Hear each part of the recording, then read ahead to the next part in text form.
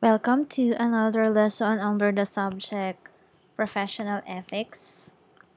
Today's lesson is all about the different computer abuses that can be found nowadays in our modern technology, specifically in the use of computer. The objectives of this lesson is first, to list and explain different computer abuses, second, to discuss computer abuses, and third, to relate computer abuses to present-day situations. The topics covered for this lesson are the following. First, denial of service. Second, Fleming. Third, hacking. Fourth, spamming. Fifth, worm and viruses. And last but not the least is internet hoaxes. But this presentation deals with denial of service and Fleming. So let's start with the introduction. There are many reported cases of computer abuses. For our purposes, we have selected only some of the issues that are covered or classified under denial of service, hacking, flamming, spamming, worms and viruses, and of course, internet hoaxes, which are very much common in the internet. Ethics deals with placing a value on acts according to whether they are good or bad. Ethics involve standards, values, morals, principles, and the like, which are used as basis for one's decisions or actions. Often, there is no clear good or bad action. Every society has its rules about whether certain acts are ethical or not. These rules have been established as a result of consensus in society and are often written into laws.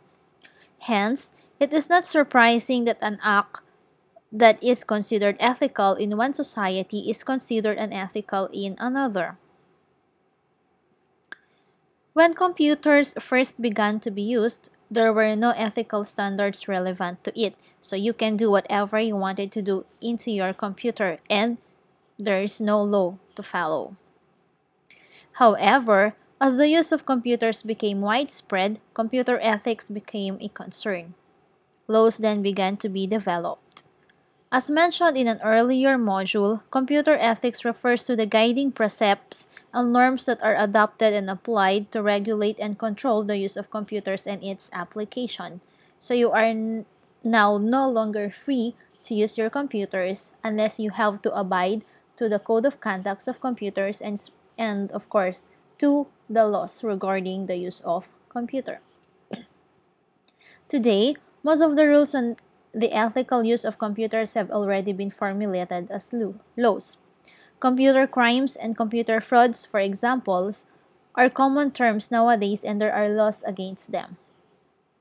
In the Philippines, we have the e-commerce law that defines penalties for computer crimes, hacking, and computer fraud, among others. First, let's tackle about the denial of service. A denial of service attack is characterized by an explicit attempt by attackers to prevent or bar legitimate users of computers from availing themselves of computer services.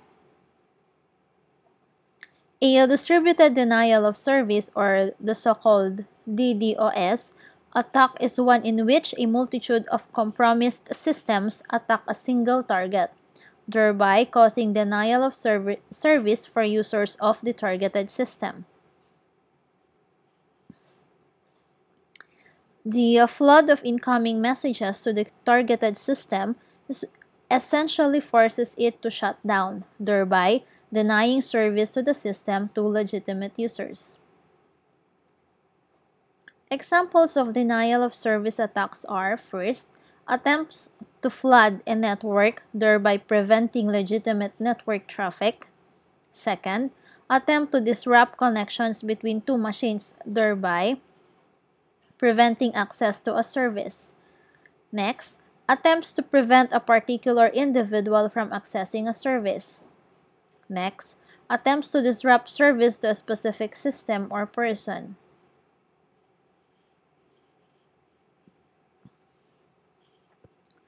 Denial of service attacks come in a variety of forms and aim at a variety of services.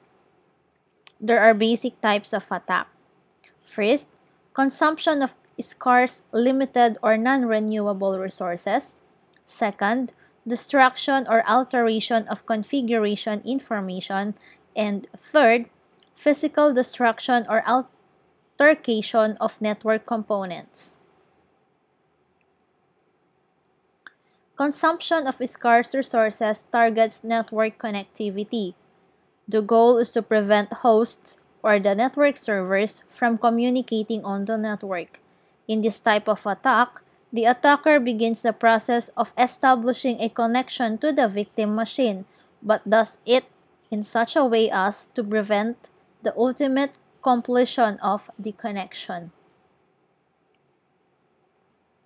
In the meantime, the victim machine has reserved one of a limited number of data structures required to complete the impending connection.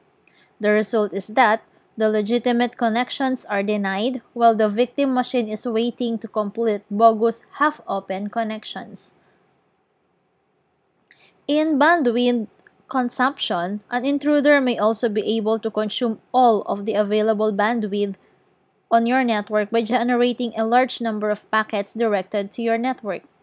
Typically, these packets are the called ICM-PECHO packets, but in the principle, they may be anything. Further, the intruder need not be operating from a single machine that may be able to coordinate or co-opt several machines on the different networks to achieve the same effect. An intruder may consume other resources that your system need in order to operate. Let's take a look at this example. For example, in many systems, a limited number of data structures are available to hold process information. An intruder may be able to consume these data structures by writing a simple program or script that does nothing but repeatedly create copies of itself. Many modern operating systems have quota facilities to prevent against this problem, but not all operating systems do. Moreover, even if the process table is not filled, the CPU may be consumed by a large number of processes and the associated time is spent switching between processes. An intruder may attempt to consume disk space in other ways, including generating excessive numbers of mail messages, intentionally generating errors that must be logged, and placing files in anonymous FTP areas or network shares. Next, we look at destruction or alteration of configuration information. An improperly configured computer may not perform well or may not operate at all. An intruder may be able to alter or destroy configuration information that prevents you from using your computer or network. For example, if an intruder can change the routing information in your routers, your network may be disabled. If an intruder is able to modify the registry on a Windows NT machine, certain functions may be unavailable. Finally, we consider attacks aimed at physical destruction or altercation of network components. The primary concern in this type of attack is physical security. You should guard against unauthorized access to computers, routers, network writing closets, network backbone segments, power and cooling stations, and any other critical components of your network. Physical security is a prime component in guarding against many types of attacks. Now, let's proceed to the second one. We have the Fleming. Fleming is the sending of abusive email or message to other people or news groups. You flame people when you disrespect their opinion and attack them personally, calling them names or questioning their parent age.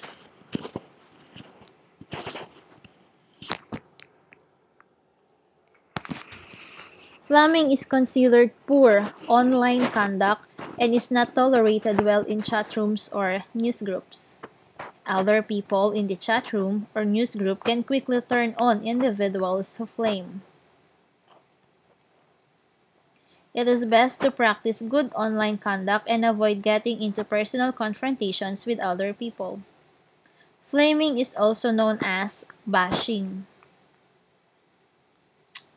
Flaming or to flame means to attack someone verbally online.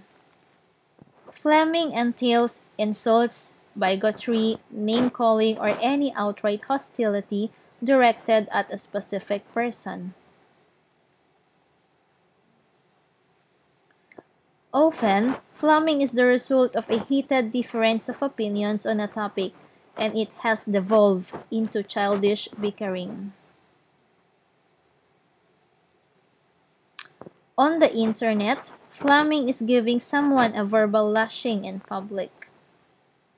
For example, Usenet is a collection of user-submitted notes or messages on various subjects that are posted to servers on a worldwide network. Often, this is on a Usenet news group, but it could be on a web forum or perhaps even as email with copies to a distribution list. Certain issues tend to provoke emphatically stated responses, but flaming is often directed at a self-appointed expert rather than at the issues or information itself, and is sometimes directed at unwitting but opinionated newbies who appear in a news group. We have types of flaming. Number one, we have the so-called flame trolling. Flame trolling, it is the posting of provocative or offensive messages, known as flame bait, to a public internet discussion group, such as news group or mailing list, with the intent of provoking an angry response or argument over a topic the poster often has no real interest. Second, types of flaming, we have the flame war. Often draw in many users, including those trying to defuse the flame war, and can overshadow regular forum discussion if left unchecked. Resolving a flame war can be difficult, as it is often hard to determine who is really responsible for the degradation of a reasonable discussion into flame war. Third, on the types of flaming, orthography and grammar. Incorrect spelling and grammatical mistakes are also very frequently the subject of flames, particularly if a flame war has already started. In such a situation, the flamers may try to question their opponent's intelligence by highlighting any errors in their adversary's grammar or spelling. To illustrate flaming, consider the following exchange of messages in one news group. We have the subject, idiot mozcom.com users. Here is just one of those messages posted in that particular news group. To those idiots from mozcom.com who insist posting irrelevant topics in this news group, better form your own news group so that you can write whatever you want.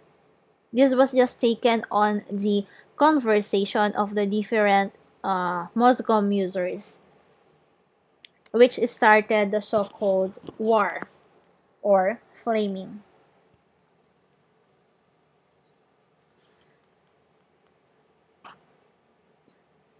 The next module or the next lesson under still the computer abuse would be hacking, which will soon be uploaded. Just wait for it. And this lesson or the next video presentation will be uploaded the soonest possible time. Thank you and good day.